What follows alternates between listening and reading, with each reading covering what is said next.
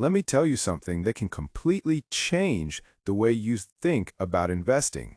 Real wealth is never built by following the crowd or chasing whatever happens to be popular at the moment.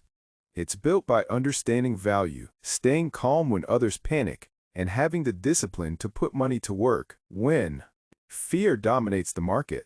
After spending decades watching markets rise and fall, one lesson has remained constant. The best opportunities appear when most people are too emotional to act. Today, I want to walk you through two stocks I would seriously consider buying right now if I were deploying fresh capital. Not next month and not when things feel comfortable, but in the middle of uncertainty. Because that's where smart investing begins. We are currently living in one of the most emotionally driven economic environments in years. Everywhere you look, people are worried about inflation, interest rates, recession, and global instability. This fear has caused many investors to freeze, waiting for perfect clarity. That never actually arrives, but markets don't reward comfort, they reward preparation.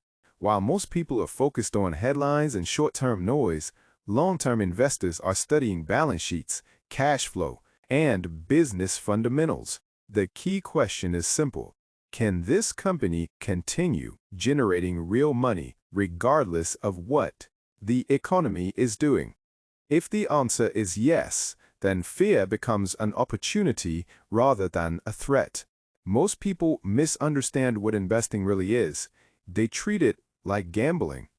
Following tips from social media or reacting emotionally to daily price movements. Real investing has nothing to do with luck.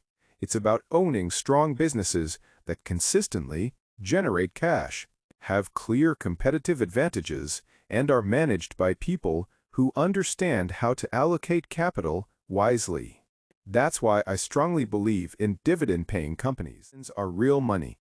They require actual cash flow, not promises or projections. In volatile markets, dividends provide stability, income, and the ability to reinvest when prices are lower, allowing compounding to do the heavy lifting over time. The first stock I would consider buying operates in the energy infrastructure space, a sector many investors ignore because it isn't exciting. But boring businesses often produce the most reliable returns.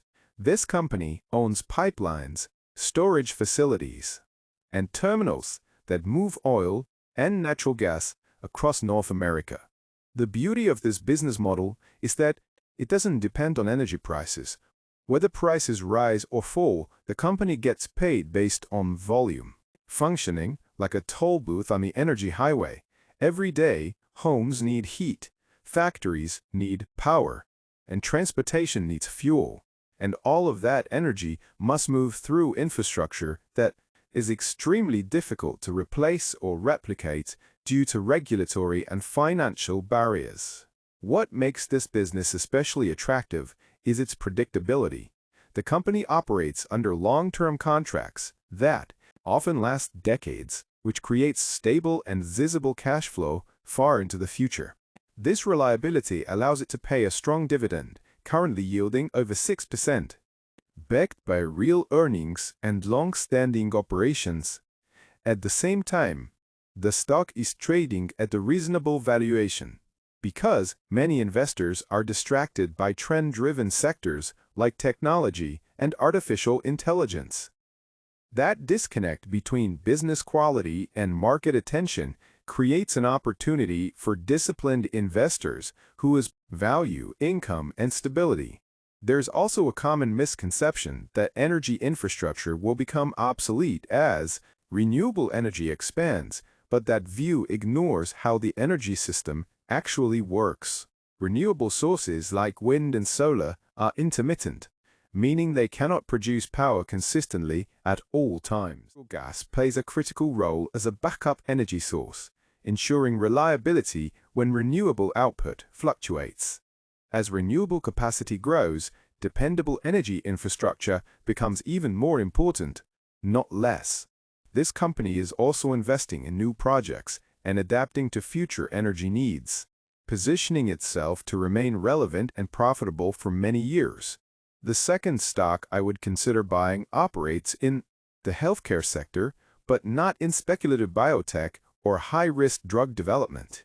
This company provides essential products and services used throughout hospitals, clinics, and healthcare systems.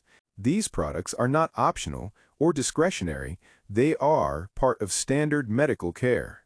One of the most powerful forces supporting this business is demographics.